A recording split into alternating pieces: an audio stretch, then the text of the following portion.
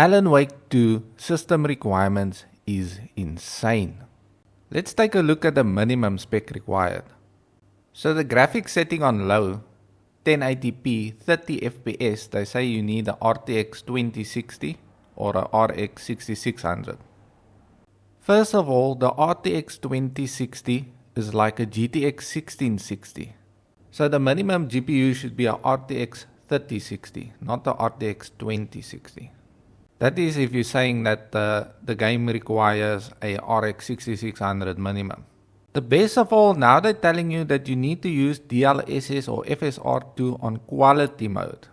That means you can't even run this game on 1080p on that hardware. Now we're getting to the CPU requirement, which is an i5 7600K. There is no way in hell that this CPU is going to be running this game with that hardware. It's definitely going to be a bottleneck.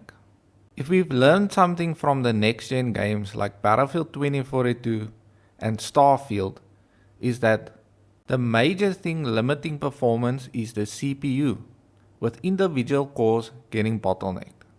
Now the CPU that I would recommend is a 13600K with the RTX 3060, and for the RX 6600, Ryzen 5 5600X. With the Ryzen 5 5600X being an older CPU, I would recommend the Ryzen 7 7600. Simply because it's a more capable CPU that uses DDR5. And looking at Starfield, the Ryzen 5 5600X does not perform that well. On medium 1440p, 30 FPS, a RTX 3060, a RX 6600 XT, and DLSS FSR2 balanced. So first we're putting up the resolution to make the game look better. Then we go to DLSS and FSR2 and put it down quite heavily to make it look worse. I mean, what are we actually doing here? And again, now we have an older CPU, a Ryzen 7 3700X, a CPU that I would not use with this hardware. This is where the biggest problem with games like these come in. They recommend hardware that cannot run the game properly and then people lose their minds.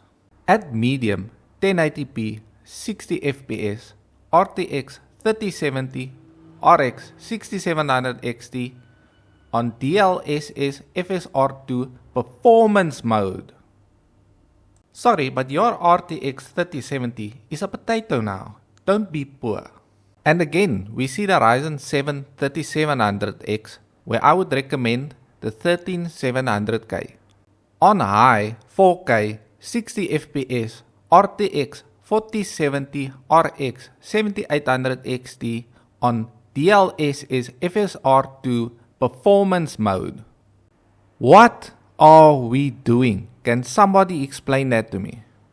And guess what CPU do they recommend? The Ryzen 7 3700X.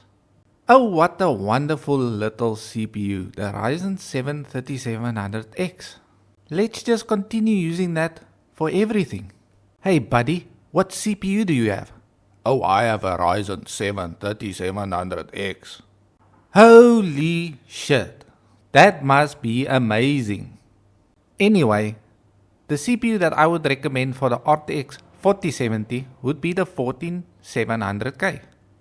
I would also for the best experience run DDR5 6000 mega transfers. Looking at what is listed for ray tracing, that's all completely wrong. What you want to do with a ray tracing is get yourself a 14900K with a RTX 4090. And if you ask me what hardware would I recommend for minimum for this game, I would say a 14600K with a RTX 4060 and a Ryzen 7 7600 with a Radeon 7600. Also not running DDR4 and going and running DDR5. And what about the power this consumes? And also, how much heat does it push out? There's no way going around it, you will need to have a proper gaming box with decent cooling. I think it's clear that this next gen games are not made for the general public, but rather for enthusiasts. And if developers want gamers to be happy with their games, they will need to lower the requirements. The reason why people are buying expensive tech is for the performance, but instantly it gets turned into a potato just with the next launch of the games. I think it's time that we ask the question, did tech and gaming become too greedy? Simply because the games launching now is not made to run on a PlayStation 5 but rather on a PlayStation 6. And by the time the PlayStation 6 launches, everyone would have forgotten about these games.